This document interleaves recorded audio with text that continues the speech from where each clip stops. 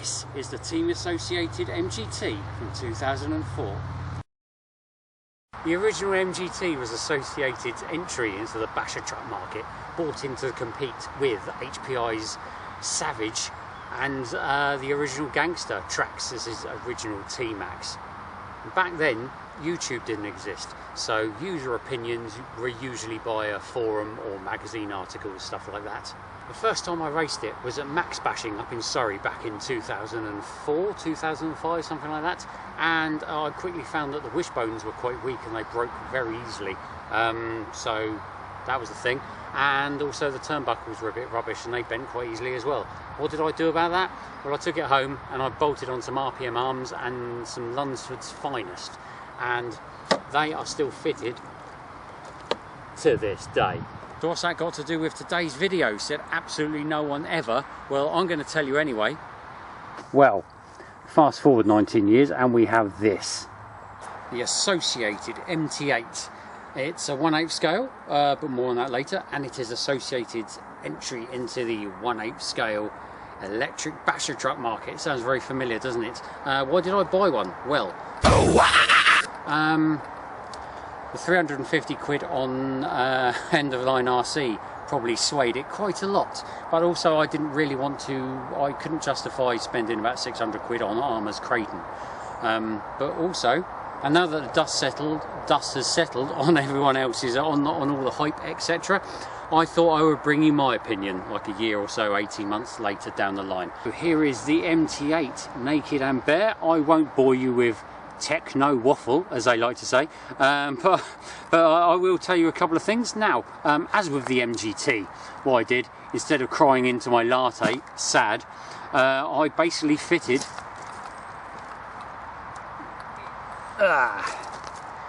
MGT RPM arms all the way over, all the way round, and on the back, which again was a well documented thing, the very last, Lunsford's Finest titanium.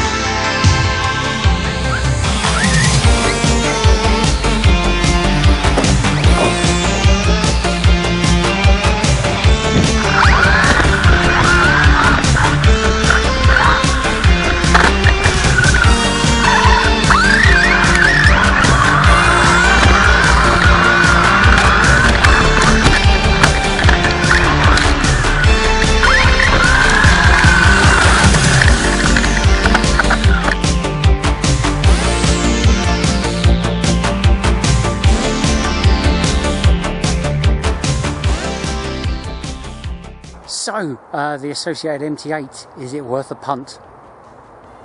Personally, yes. Like I say, I don't go to skate parks, so even if you do go to skate parks, even if you go to skate parks and you spent 600 quid on your Armour or your whatever, and grand on your X-Max or whatever it is, whatever they are nowadays, you will break something eventually. Now, as you can see, I've had this since about May. So I've been bashing it since then, not at skate parks obviously. A few war wounds, let's take a quick look. Right, so the first thing we can see, that's just starting to come off of there. I think they just clip in anyway. And the front bumper is a bit of a casualty as well. Now, I don't know if you can tell from this angle, but that is actually bent in. So every time it lands front heavy, it does land on there, and you do have to sort of like, the body shell ends up sat on top of that like that. You have to kind of squish it back so the nose is sat behind the bumper again. But again, it's just bumpers, isn't it? I say not a problem with the RPM arms. They've been absolutely brilliant since May, and it's had a lot of tumbles. Due in part, actually, I think, to the fact that the car is actually quite short. It's quite short compared to the MGT, and it doesn't have a wing on the back as such. There's that tawdry plastic thing there, but that's not really what you'd call a wing, is it? So yeah, it's a bit front heavy. It does tend to nosedive a little bit on the old jumps. Maybe a wing, maybe a new rear shock tower with a wing mount attached would be beneficial, as Stephen Toast would say. But yeah, so it's had a few front heavy landings, and the front bumper's taken a bit of a hit, but it's not broken.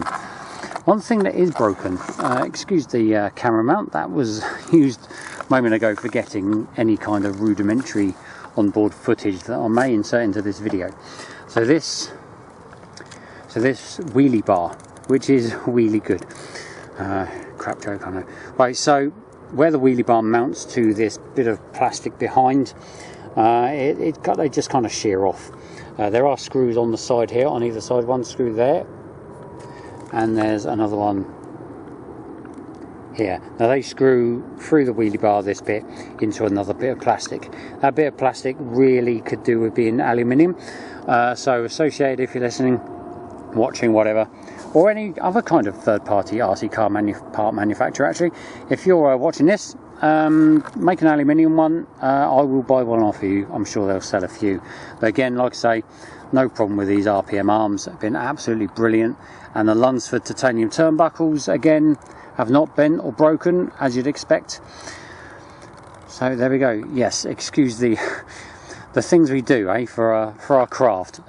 So earlier on in the video, you may remember me mentioning that the MT8 was an 8th scale car, billed as an 8th scale car on the box anyway. So as far as they're concerned, it's 8th scale. Now the MGT also was 8th scale. I've got them both here, back in the workshop, parked next to each other. So let's just have a look at those cars next to each other for the size comparison, shall we please? So as we can see here, nose to nose, the MGT is actually quite considerably bigger, really. It's higher, the wheels are bigger, the wheelbase is longer, it's wider, which you can't see on this particular shot, but trust me, it's wider, and just overall big in all, in fact.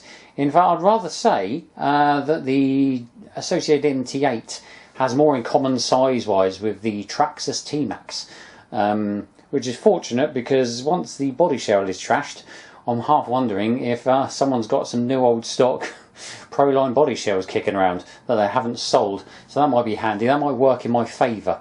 So here we can see, just inching out, probably about 30 or 40 millimetres wider is the MGT. So size comparison aside then, does that make the the MT8, is the MT8 a bad truck?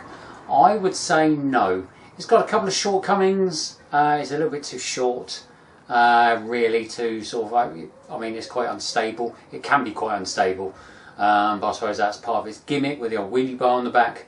Like I say, it could do with being a bit, like about an inch longer. But is it a bad truck? No.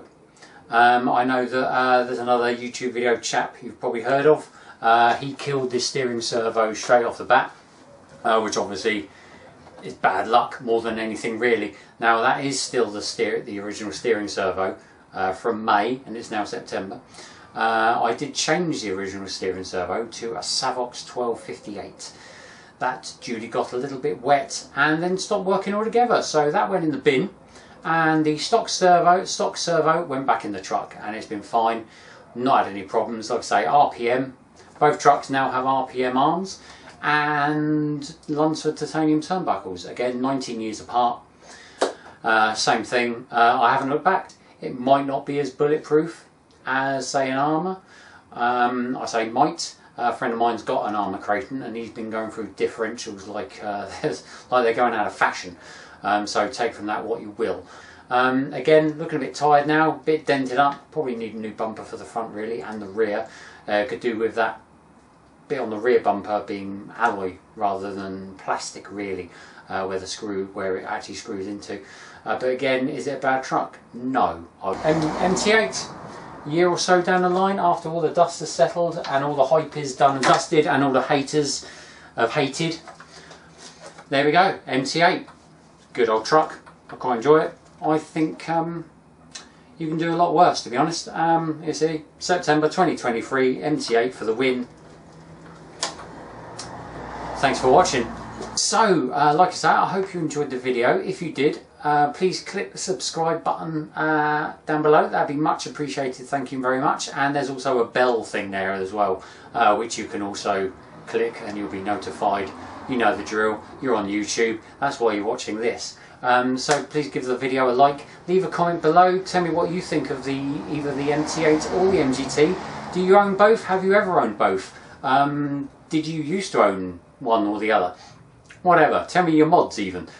So yeah, leave a comment below, that'd be much appreciated.